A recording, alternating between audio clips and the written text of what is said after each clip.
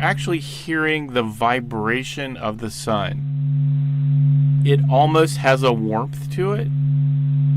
It's just enough where I can almost feel the sound on my skin or on my clothes. I imagine feeling the sun, moving next to me. My name is Alex Young, and I am the Associate Director for Science in the Heliophysics Science Division here at NASA Goddard Space Flight Center.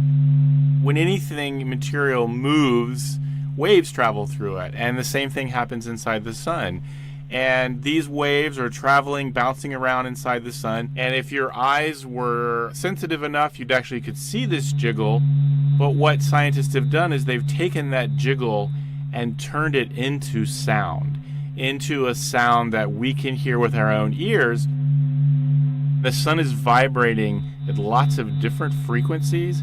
And one of the things that's pretty cool about that is we can use those vibrations in the sun to look inside the sun. We don't have straightforward ways to look inside the sun. We don't have a microscope to zoom inside the sun.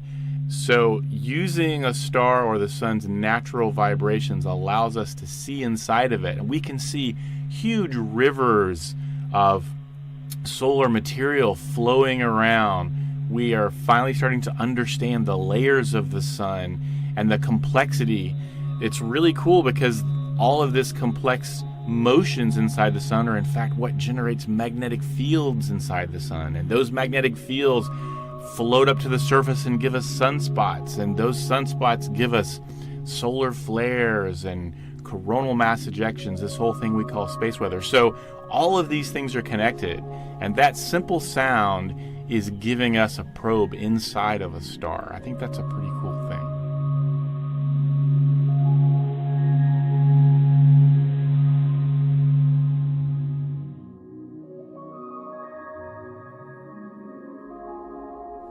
The dynamic imagery and sounds of the sun are on display at the NASA Goddard Visitor Center in Greenbelt, Maryland. Solarium is an immersive art installation that transports visitors into the heart of our solar system. This story was produced right here at Goddard by Katie Atkinson and Michaela Sosby. The sounds you heard in this piece were sonified by the Stanford Experimental Physics Lab. The data comes from the Solar and Heliospheric Observatory, a collaboration between the European Space Agency and NASA.